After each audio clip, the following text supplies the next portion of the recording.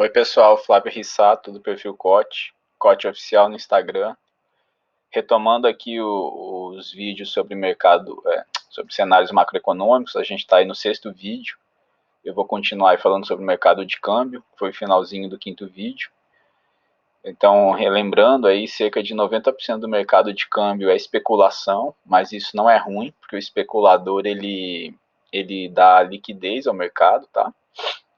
E se alguém chegar no Brasil e quiser fazer uma liquidação financeira em moeda estrangeira, isso é ilegal, né? Conhecido como senhoriagem da moeda, isso não existe hoje. Ele vai ter que sempre transformar o valor aí que ele quer fazer a liquidação em reais primeiro. Para ninguém comprar reais no exterior, tá, gente? Ou seja, os reais não saem daqui do Brasil. E também o dólar ele não entra assim tão facilmente, né? Em geral, o dólar fica lá fora e os reais ficam aqui no Brasil. Vocês podem ver aí quando vocês querem adquirir o dólar papel mesmo, né? Quando obtido, ele é sempre mais caro do que desses contratos de câmbio, né? Que quando é feita a liquidação financeira no país. Para investir no Brasil, aí para ter reais, comprar reais para investir no Brasil, tem que ter alguém lá fora querendo dólar, tá? Para fazer o fechamento do câmbio. Isso envolve custos, né? Como juros, burocracia, mas enfim, é assim que funciona. Na questão da taxa de câmbio, né? Que a gente vê muito no jornal aí, quando fala o dólar está, um dólar custa R$ 4. Então é o preço da moeda, em moeda estrangeira de uma unidade de moeda doméstica. Então se eu falar que a taxa de câmbio é 4, quer dizer que precisa de R$ 4 para equivaler a falando do dólar, né, a $1. Então, se por exemplo aqui no Brasil os dólares americanos estão com uma taxa de câmbio aí de 4, significa que são necessários R$ 4 para se comprar um dólar. Então, nesse caso, a taxa R aí, que é igual a 4, é uma relação entre reais e dólares. E eu já falei, mas em anos de eleições presidenciais a taxa de câmbio aí costuma aumentar no Brasil, tudo aí por causa da incerteza do resultado político. Agora falando dos tipos de taxas de câmbio que existem, há o câmbio fixo, onde a taxa de câmbio permanece inalterada por intervenção do governo, com uso especial aí de reservas internacionais. Então o governo manipula aí, ele usa das reservas para travar o câmbio.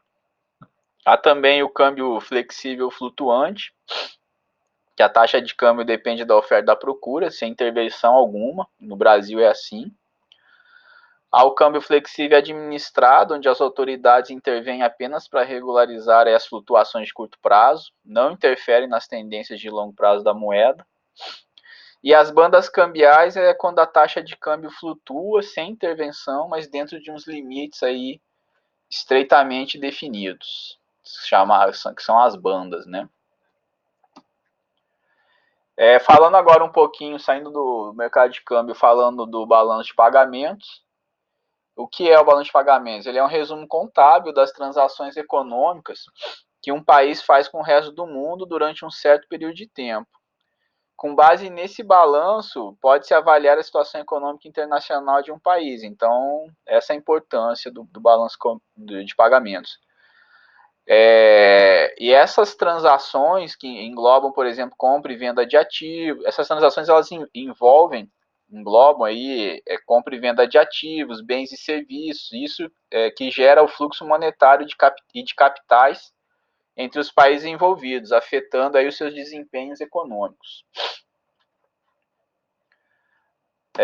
Aqui tem um exemplo do balanço de pagamentos, tá? Então tem a parte 1 aí que é conhecido como balanço de transações correntes. As transações correntes aí ela resume a diferença entre o total das exportações e das importações, tanto de mercadorias como de serviços, sendo também incluído aí o saldo de transferências unilaterais executadas durante o período medido aí. Essas transferências afetam diretamente a renda nacional e são consideradas as mais importantes do balanço de pagamentos. Ali a gente está vendo ali as viagens internacionais e turismo da balança de serviços. Por exemplo, elas são afetadas muito no verão brasileiro, né? Momento que tende a ser positivo para o país, né? Aumenta um pouquinho. As transferências unilaterais, ali o item 1.3, elas tratam, por exemplo, de trabalhadores que saem do país para trabalhar fora, mas eles mandam dinheiro para o país de origem, isso é bastante comum. Ali o item 1.1, que também é bem importante, que eu falei da diferença aí entre os negócios de exportações e importações. A balança comercial, ela compara as exportações de um país para o resto do mundo e decrescido das suas importações do exterior. Então faz aí o saldo, né? Do que exportou e do que importou. O superávit comercial, ele ocorre, a gente escuta aí no jornal quando tem superávit, né, da balança comercial. Então ele ocorre quando há mais exportações do que importações. Então há um superávit. Então as exportações, elas superam as importações, dando superávit. Quando ocorre o déficit, é quando as importações superam as exportações. E quando um país importa mais do que exporta, ele deve pagar as importações tomando empréstimo do exterior, por exemplo. Isso não é bom, né? Ele gera dívida aí.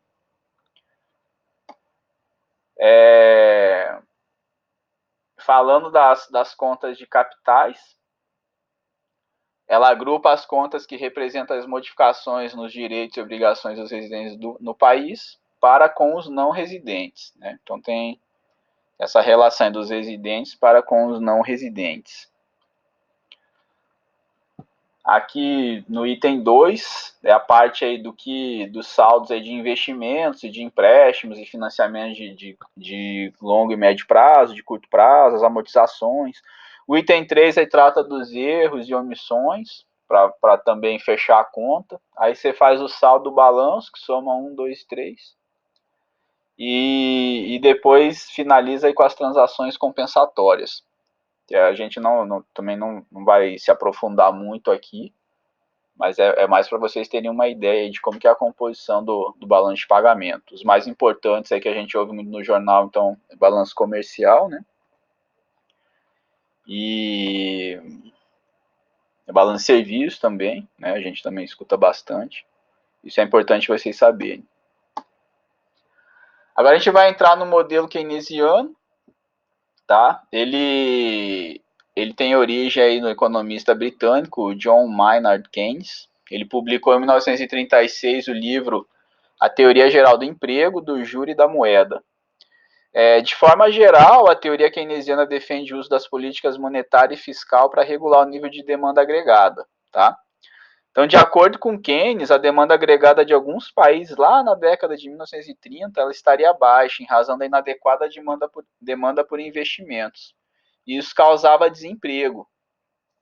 Então, o que Keynes fez? Ele forneceu a base das políticas econômicas de combate a esse desemprego, quando ele apoiou as medidas de política fiscal para estimular a demanda, principalmente com gastos públicos do governo, né? Então, o governo gasta, isso aí gera serviço, gera emprego, e essa era a ideia. Então, Keynes argumentava que o aumento dos gastos do governo estimularia o produto e o emprego, porque aumentaria a renda e, por consequência, o consumo das pessoas que estavam empregadas nas obras públicas, gerando ainda mais emprego, né? Então, a ideia era gastar, o governo gastar, principalmente com a obra pública. Aí isso ia dar emprego para as pessoas com emprego iam ter salário, iam consumir mais, né? Isso é gerando mais ainda, mais emprego, né? Mais renda, mais emprego, mais consumo. Era essa a ideia de Keynes. A equação de Keynes, então, uma noção fundamental do modelo keynesiano para ver o equilíbrio é que o produto seja igual à demanda agregada, tá? Então, aí representando por Y igual a DA, seria a renda nacional é igual à demanda agregada.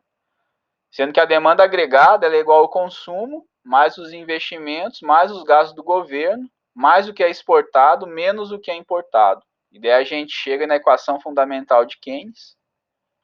Eu vou falar aí da equação fundamental no próximo vídeo, que aqui já está dando 10 minutos. Daí a gente retoma aí com a equação fundamental de Keynes. Um abraço, até logo.